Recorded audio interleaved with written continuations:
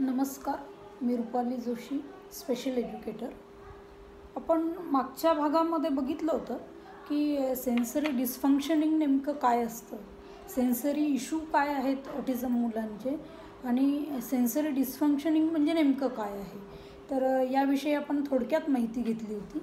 तर आता त्याच्या पुढचा भाग म्हणजे ही सेन्सरी डिस्फंक्शनिंगची लक्षणं कशी ओळखायची, म्हणजे नेमकं सेन्सरी डिस्फंक्शनिंग मुलांमध्ये आहे हे कसं ओळखायचं, ती लक्षणं आज आपण थोडक्यात बघूया. की जी साधारण ढोबळ लक्षणं असतात त्याविषयी आज आपण थोडक्यात माहिती घेऊया. हे आपण सेन्सरी आपले जे 5 सेन्सेस आहेत, तर our senses help us to interact and understand outside environment. आपल्याला वातावरणात आपल्या आजूबाजूला जे काय चालू आहे त्याच्यामधनं आपल्याला बरेच गोष्टी शिकवण्याचा प्रयत्न, त्याच्यासोबत इंटरॅक्ट करण्याचा प्रयत्न, की आपल्या आजूबाजूला नेमकं काय आहे, कसं आहे. तर ह्या गोष्टीचं ज्ञान आपल्याला आपले सेन्सेस देतात, ज्ञानेंद्रिय देतात. ही आपण माहिती घेतली होती. आणि त्याचं डिस्फंक्शनिंग जर असेल, त्याच्यामध्ये जर कुठे त्याच्या कार्यामध्ये बिघाड असेल तर त्याचे परिणाम काय होऊ शकतात, किंवा त्याचं कार्यामध्ये बिघाड झाली तर मुलं कशा प्रकारे बिहेव करतात याविषयी पण आपण थोडक्यात माहिती घेतली होती. मग ते मूल ऑटिझम असो, ADHD असो किंवा डिले डेव्हलपमेंटचं मूल असो, साधारणतः या मुलांमध्ये सेन्सरी इश्यू असतातच. आणि कधीकधी असं काही नाही की स्पेशल मुलांमध्ये सेन्सरी इश्यू असतात. आपल्यालासुद्धा काही वेळा सेन्सरी इश्यू जाणवू शकतात, असू शकतात आपल्यामध्ये पण थोड्या बहुत प्रमाणामध्ये. तर हे सेन्सरीचं कार्य जे आहे त्याचं डिस्फंक्शनिंग जर झालं तर मुलांना किती इश्यू येतात हे आपण बघितले. तर नेमकं कशावरनं ओळखावं की मुलाला सेन्सरी डिस्फंक्शनिंग आहे याविषयी आज आपण जाणून घेऊयात. तर आपण एक लक्षण बघूयात की एकाच जागेवर एखादं मूल खूप एका जागेवरतीच बसून जास्त वेळ खेळतं, अजिबातच म्हणजे इथून उठ बस तिकडे जाऊन असं म्हटलं तरी पण मूल ऐकत नाही, एकाच वस्तूशी खेळतं किंवा एकाच जागेवर बसून खूप वेळ खेळतं, किंवा मूल एका जागेवर अजिबातच बसत नाही, सारखं पळपळ करत असतं. तर हे एक लक्षण आहे की याच्यावरनं ओळखू शकतो आपण की त्याला सेन्सरी इश्यू आहे मुलाला म्हणून. आणि दुसरं एखादं असं कारण आहे की नवीन वातावरणामध्ये बऱ्याच वेळा मुलं, मग ते ऑटिझम मूल असो, ADHD मूल असो किंवा इतर कुठलं डिले डेव्हलपमेंटचं मूल असो, नवीन वातावरणामध्ये जर गेलं तर मूल त्रास देतं, घरी चल म्हणतं. तर हे इश्यू, सेन्सरी इश्यू हे साधारणतः ऑटिझम मुलांमध्ये पण दिसून येतात, ADHD मुलांमध्ये पण दिसून येतात, डिले डेव्हलपमेंटच्या मुलांमध्ये सुद्धा दिसून येतात.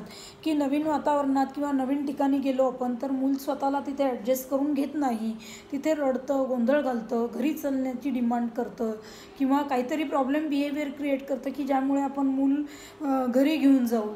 तर या लक्षणावरनं पण एक लक्षात येतं की या मुलाला सेन्सरी इश्यू असू शकतात.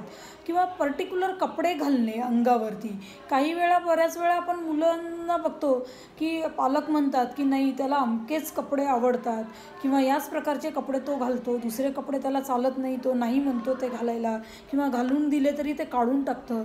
तर त्याच्या मागचं कारण हे सेन्सरी इश्यू आहे, त्याच्या आवडीनिवडी आहेत हा भाग नाही आहे.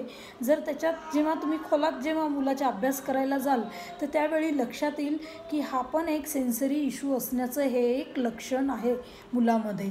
जर तो मूल सगळ्या प्रकारचे कपडे घालायला नाही म्हणतं आहे, एकाच प्रकारचे कपडे जर मूल घालायचं प्रेफर करतं आहे तर पर्टिक्युलर टेक्स्चरचेच कपडे घालतं किंवा इतर टेक्स्चरचे कपडे घालत नाही, रिजेक्ट करतं, हा एक सेन्सरी इश्यूचा भाग असू शकतो.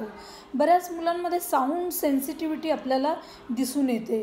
तर थोडा मोठा नॉर्मल आवाज की जो आपण सहन करू शकतो, पण काही मुलांना अगदी नॉर्मल थोडा जरी मोठा आवाज असेल तर ते मूल ओव्हर सेन्सिटिव्ह होऊन जातं, त्याला तो आवाज अगदी खूप घाबरल्यासारखं होऊन जातं तो आवाज ऐकल्यानंतर. किंवा काही मुलांमध्ये अगदीच काहीच किती मोठा आवाज झाला तरी त्याला काहीच फरक पडत नाही. तर ह्या लक्षणावरनं पण असं लक्षात येतं की मुलाला सेन्सरी इश्यू असू शकतो.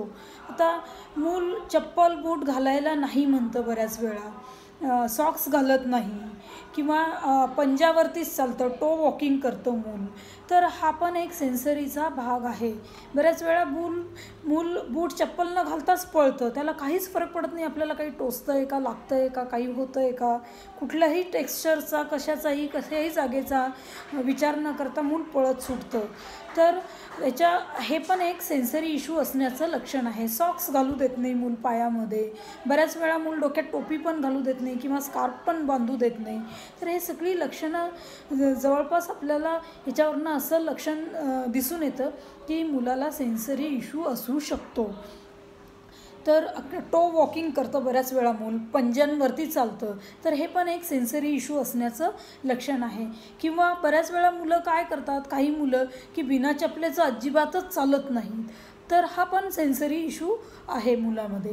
किंवा म्हणजे जसं की एक तर हे टोक किंवा ते टोक, किंवा म्हणजे मुलाला काहीच फरक पडत नाही, किंवा मुलाला असलं काय नसलं काय काही फरक पडत नाही, किंवा लागलं काय टोचलं काय काही फरक पडत नाही, किंवा नसलं तर जास्त फरक पडतो.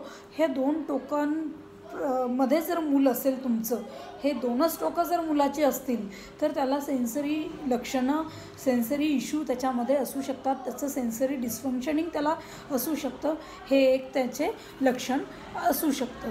तर जेवण एकच प्रकारचं करतं. आत्ता मध्यंतरी आपण एक व्हिडिओ बनवला होता, लाईव्ह व्हिडिओ होता तो, त्याच्यामध्ये कुणीतरी प्रश्न केला होता की तो पर्टिक्युलर प्रकारचेच पदार्थ खातं मूल, डाळी खात नाही बहुतेक, असा काहीतरी प्रश्न होता. तर हा पण एक सेन्सरीचा इश्यू आहे. त्यावेळी बहुतेक मी हेच सांगितलं त्यांना की जरी खात नाही आहे मूल, तर सेन्सरीशी रिलेटेड इश्यू आहे तो आणि असू शकतो, आणि त्याच्यामागे नेमका कुठल्या सेन्सरीशी रिलेटेड आहे हा फाइंड आउट करून त्याच्यावरती काम करायला लागतं. तर एकच प्रकारचं पर्टिक्युलर, किंवा बऱ्याच वेळा मूल फक्त वरण भातच खायला प्रेफर करतं, भाजी पोळी नको म्हणतं, किंवा चावून खायचं त्याला कंटाळा असतो, किंवा कुस्करून दिलं किंवा मिक्सरमधनं काढून दिलेलंच अन्न मूल बऱ्याच वेळा खाताना दिसतं, किंवा भात खूपच स्मॅश बनवल्यानंतरच मूल खाऊ शकतं, ड्राय असा भात खाऊ शकत नाही. तर हे सगळे लक्षणं सेन्सरी इश्यू असण्याचे आहेत, सेन्सरी डिस्फंक्शनिंग मुलामध्ये असण्याचे लक्षणं आहेत, असू शकतात. तर त्याच्यासाठी त्याच्या सेन्सरी डिस्फंक्शनिंगवरती जर काम केलं तर हे सेन्सरी इश्यू मुलाचे सॉल्व्ह होण्यास आपल्याला मदत होते. बऱ्याच वेळा आपण बघतो की उंच जागेवर बरीच मुलं चढतात. ऑटिझम मुलं, काही मुलं की अगदी खूपच उंच जागेवरती चढतात, त्यांना अगदीच पडायची भीती वाटत नाही, मग खिडकी असो किंवा अगदी छोटी जागा जरी असली तरी त्याच्यावरती ते चढतील, ते पडतील, किंवा काही बऱ्याच वेळा पालक म्हणतात की त्याला अजिबातच भीती वाटत नाही. पण तसं नाही आहे, त्याच्यामागे सेन्सरी इश्यू असू शकतो. मूल जर अगदी उंचीवरती जातं आहे आणि तरीही त्याला भीती वाटत नाही आहे किंवा तिथे चढतं आहे, ते कुठेही मूल लटकतं आहे, त्याला अजिबातच भीती वाटत नाही की आपण पडेल, आपल्याला लागेल, आपल्याला काही होईल, ह्याची अजिबातच भीती वाटत नाही आहे, कशाही उड्या मारतं मूल, जोरात झोके घेतं, झोक्यात बसल्यानंतर खूप जोरात की प्रचंड की आपल्यालाही भीती वाटेल एवढ्या जोरात झोके घेतं मूल, तर कुठेही चढतं मूल, काहीही करतं. तर हे सगळे लक्षणं जे आहेत हे सेन्सरीशी रिलेटेड असू शकतात, त्याच्यामध्ये सेन्सरी डिस्फंक्शनिंग मुलामध्ये असू शकतं. या लक्षणांवरनं एक लक्षात येतं. बऱ्याच वेळा आपण बघतो की काही मुलं पालक कंप्लेंट करतात की त्याला त्याच्या मतलबाच्या गोष्टी कळतात. चॉकलेट किंवा चिप्सचे रॅपरचे आवाज आले तर मूल लगेच बघतं, आणि एरवी आम्ही त्याला खूप आवाज देत असतो तरी पण मूल तेव्हा आमच्याकडे बघत नाही. तर मग असं कसं काय, त्याला ह्या गोष्टी कशा काय कळतात की चॉकलेटच्या रॅपरचा आवाज कितीही काही असलं तरी बरोबर त्याच्या लक्षात येतं. तर हा पण एक सेन्सरीशी रिलेटेड इश्यू आहे. जर मूल चॉकलेटच्या रॅपरचे आवाज समजू शकते फक्त, किंवा त्यालाच रिस्पॉन्स देतं आहे तेव्हा, किंवा चिप्सच्या पॅकेटच्या आवाजाला रिस्पॉन्स देतं आहे, तर हा पण सेन्सरीचा इश्यू असू शकतो. म्हणजे त्याला स्वतःच्या मतलबाच्या गोष्टी कळतात, आणि बऱ्याच वेळा त्याला सोशल क्लूज कळतात, किंवा याला सोशल क्लूज म्हणतात, की कुठूनही आवाज आला, अगदी दिसलं नाही चॉकलेट तरी फक्त त्या रॅपरचा आवाज जरी आला तरी मूल इकडे तिकडे बघतं आहे. म्हणजे हे सोशल क्लूज त्याला कळतात आहे त्याच्या मतलबाचे. तर हा ऑडिटरी सेन्सशी रिलेटेड इश्यू मुलांमध्ये असू शकतो. तर बऱ्याच हा पण एक सेन्सरी डिस्फंक्शनिंगचा भाग आहे. तर काही मुलं आपण बघतो की व्हिज्युअल स्टिम्युलेशन म्हणजे त्यांना काही वेळा मुलांना आवडतं की मोबाईल किंवा टी व्ही जवळून बघणे किंवा त्याची म्हणजे खूप सेन्सिटिव्हिटी असणे, ते बघितल्याशिवाय बऱ्याच वेळा मूल जेवण करत नाही मोबाईल लावल्याशिवाय वगैरे. तर हा पण इश्यू सेन्सरीशी व्हिज्युअल सेन्सशी रिलेटेड इश्यू असू शकतो की त्याला ते सेन्स मिळाल्याशिवाय मूल पुढची गोष्ट करत नाही आहे. तर हे पण एक लक्षण सेन्सरी इश्यू असण्याचं आहे मुलाचं. तर मुलाचे वर्तन प्रॉब्लेमॅटिक होऊन जाते ह्या बिहेवियरमुळे. जर त्याला मोबाईल टी व्ही बघितल्याशिवाय जर ते जेवत नाही आहे किंवा काही करू शकत नाही आहे, तर त्यामुळे मुलाचे वर्तन कसं प्रॉब्लेमॅटिक होऊन जातं की आपण म्हणजे मुलाला कसं जेवू घालायचं किंवा त्याची मोबाईलची सवय कशी मोडायची किंवा या गोष्टींची सवय मोडायची कशी. तर हे सगळं सेन्सरी डिस्फंक्शनिंग आहे. त्यामुळे मुलाच्या सेन्सरी डिस्फंक्शनिंगवरती जर काम केलं गेलं तर या गोष्टी बरोबर पूर्ववत होतात मुलाच्या किंवा ह्या नॉर्मलला येतात मुलाच्या. तर मुलाला बऱ्याच वेळा आपण बघतो की मूल पडतं झडतं. काही मुलांना खूप जोरात लागलं तरीही काहीच रिस्पॉन्स मूल देत नाही, अगदी रडत नाही किंवा त्याला काहीच वाटत नाही आपल्याला जोरात लागलं आहे. बऱ्याच वेळा नॉर्मल मुलं बघतो आपण की थोडं जरी मूल पडलं तरी लगेच रडायला चालू करतं की मला आता काहीतरी झालं की काय, या भीतीपोटी किंवा मला कोणी मारेल रागवेल म्हणून या भीतीपोटी दोन्हीपैकी एक कुठलं तरी मूल करतं की नेमकं आपल्याला लागलं आहे आणि काहीच रिस्पॉन्स देत नाही आहे. किंवा काही मुलं अगदीच थोडं जरी पडलं तर लगेचच रडायला चालू करतात. हा पण सेन्सरीशी रिलेटेड इश्यू असू शकतो त्याच्यात. तर हे जे सगळे लक्षणं आहेत त्याच्यावरनं मुलामध्ये सेन्सरी डिस्फंक्शनिंग आहे असं एक लक्षात येतं आपल्याला. सेन्सरीशी रिलेटेड हे इश्यू असू शकतात असं आपण म्हणायला हरकत नाही. तर बऱ्याच वेळा मूल काय करतं की हायपर सेन्सिटिव्हिटी मुलामध्ये असते किंवा हायपोसेन्सिटिव्हिटी एखाद्या गोष्टीशी असू शकते मुलाची. तर बोलायचं आहे काही. तर हायपर सेन्सिटिव्हिटी किंवा हायपोसेन्सिटिव्हिटी मुलांमध्ये आपल्याला दिसून येते. तर बऱ्याच वेळा अजिबात आवडत नसणाऱ्या नाही आहे मुलाला, काही स्पर्श अजिबातच आवडत नाहीत आणि काही स्पर्श काही मुलांना अगदीच आवडतात. तर हे सगळे सेन्सरीशी रिलेटेड जे इश्यू आहेत, तर काही मुलांना खूप मोठ्या आवाजात किंवा गाणे लावले तर मुलाला चांगलं वाटतं आणि काही मुलांना छोट्या आवाजाचा पण त्रास होतो. काही मुलांना मोठ्या आवाजात गाणं लावल्याशिवाय त्याला ते गाणं ऐकल्यासारखं समाधान वाटतच नाही. तर हा पण एक ऑडिटरी सेन्सशी रिलेटेड इश्यू असू शकतो. तर या सगळ्या लक्षणांवरनं असं लक्षात येतं की मुलाला सेन्सरी डिस्फंक्शनिंग असावं. तर काही मुलांना वस्तू साहित्य खूप जवळून बघायच्या सवयी असतात. बघतो आपण की जनरली आमच्याकडे जेव्हा काही मुलं नवीन ॲडमिशनसाठी येतात तर त्यावेळी बघतो की मुलं अगदीच खूप वस्तू जर त्याला एखादी दिली तर जवळ जाऊन बघतं. तर हा पण एक व्हिज्युअल सेन्सशी रिलेटेड इश्यू मुलामध्ये असू शकतो.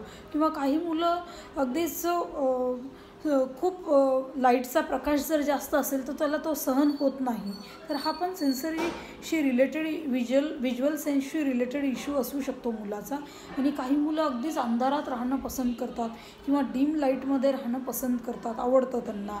तर हा पण सेन्सरीशी रिलेटेड त्याच्या व्हिज्युअल सेन्सशी रिलेटेड इश्यू असू शकतो. तर काही मुलांमध्ये पेनचं अजिबातच सेन्सेशन नसतं. काही मुलांना अगदी लागलं किंवा काही झालं किंवा बऱ्याच वेळा आपण बघतो की इंजेक्शन जरी दिलं तर काही मुलं अजिबातच रडत नाहीत सुई टोचवली तरी, आणि काही मुलं अगदी थोडी जरी टोचली तरी खूप जोरात रडायला चालू करतात. तर हे सगळे लक्षणं जेव्हा मुलांमध्ये दिसतात तर ह्याच्यावरनं समजायचं की मुलाला सेन्सरी डिस्फंक्शनिंग असू शकतं. हे कुठल्या ना कुठल्या सेन्सशी रिलेटेड इश्यू मुलांमध्ये असू शकतात. मग ते टॅक्टाईल सेन्सशी रिलेटेड असू शकतात, व्हिज्युअल सेन्सशी रिलेटेड इश्यू असू शकतात, हिअरिंग सेन्सशी रिलेटेड इश्यू असू शकतात, टेस्ट सेन्सशी रिलेटेड असू शकतात. तर हे जे 5 ज्ञानेंद्रिय आहेत आपले, या 5 ज्ञानेंद्रियांपैकी कुठल्या तरी एका ज्ञानेंद्रियाशी रिलेटेड इश्यू मुलांमध्ये असतात आणि हे फक्त ऑटिझम मुलांमध्येच हे सेन्सरी डिस्फंक्शनिंग असतं असं नाही आहे. तर हे ADHD मुलांमध्ये पण सेन्सरी डिस्फंक्शनिंग दिसून येतं किंवा डिले डेव्हलपमेंटच्या मुलांमध्ये पण दिसून येतं, डाऊन सिंड्रोम मुलांमध्ये दिसून येतं, फ्रजाइल एक्स सिंड्रोमच्या मुलांमध्ये दिसून येतं. जेवढे काही सिंड्रोमची मुलं आहेत त्यांच्यामध्ये पण सेन्सरी इश्यू दिसून येतात. त्यामुळे असं काही नाही आहे की फक्त ऑटिझम मुलांमध्येच फक्त सेन्सरी इश्यू असतात किंवा ऑटिझम मुलांचं सोशल डेव्हलपमेंट नसतं. तर असं काहीही नाही आहे. सेन्सरी इश्यू हे तुम्हाला आम्हालासुद्धा असू शकतात आणि थोड्या बहुत प्रमाणामध्ये आपल्यामध्ये पण सेन्सरी इश्यू आपल्याला दिसून येतात. तर हे सेन्सरी साधारण हे ढोबळ जी लक्षणं आहेत याच्यावरनं लक्षात येतं की मुलाला काही ना काही सेन्सरी कुठल्या ना कुठल्या सेन्सशी रिलेटेड सेन्सरी इश्यू मुलामध्ये आहेत. तर ही झाली सेन्सरीशी लक्षणं आपण जी बघितली ती, की याच्यावरनं साधारण लक्षात येतं की मुलाला सेन्सरी इश्यू किंवा सेन्सरी डिस्फंक्शनिंग मुलामध्ये आहे आणि त्याला सेन्सरी थेरपी देणं गरजेचं आहे. तर त्याच्या सेन्सरी इंटिग्रेशनवरती किंवा त्याच्या सेन्सरी डिस्फंक्शनिंगवरती काम करणं गरजेचं आहे. तर जर तुमच्या मुलांमध्ये हे लक्षणं असतील, मग मूल कुठलंही असो, ऑटिझम असो, ADHD असो, डिले डेव्हलपमेंटचं मूल असो किंवा डाऊन सिंड्रोम असो, फ्रजाइल एक्स सिंड्रोम असो किंवा अजून कुठला सिंड्रोम असो, मुलांमध्ये ही लक्षणं जर तुमच्या मुलांमध्ये असतील तर निश्चितच त्याला सेन्सरी डिस्फंक्शनिंग आहे आणि त्याच्या सेन्सरीवरती काम करणं गरजेचं आहे. तर हे आपण आता बघितलं. आता पुढच्या भागामध्ये आपण सेन्सरी डिस्फंक्शनिंग जे आहे त्याचे टाईप्स बघूयात की कुठल्या कुठल्या प्रकारचे टाईप्स आहेत सेन्सरी डिस्फंक्शनिंगचे, हे आपण आता पुढच्या भागामध्ये बघूयात. सध्याला आपण इथे थांबूया. जर तुमच्या मुलामध्ये काही इश्यू असतील, तुम्हाला जर काही प्रश्न असतील, तुम्हाला जर वाटत असेल की आपल्याला अजून कुठल्या विषयावरती महत्त्वाच्या चर्चा करायची आहे किंवा आमच्याशी संपर्क करायचा आहे, तर निश्चितच तुम्ही मेसेज बॉक्समध्ये तुम्ही मेसेज टाकू शकता किंवा आमच्याशी बोलायचं असेल तर आमचा नंबर आहे, संपर्क क्रमांक आहे 99 70 59 84 29 9970598429.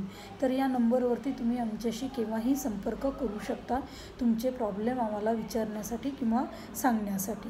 तर आपण सेन्सरीची लक्षणं बघितली की साधारण ढोबळ लक्षणं कोणती आहेत की त्याच्यावरनं मुलाला सेन्सरी डिस्फंक्शनिंग असू शकतं हे आपण ठरवू शकतो.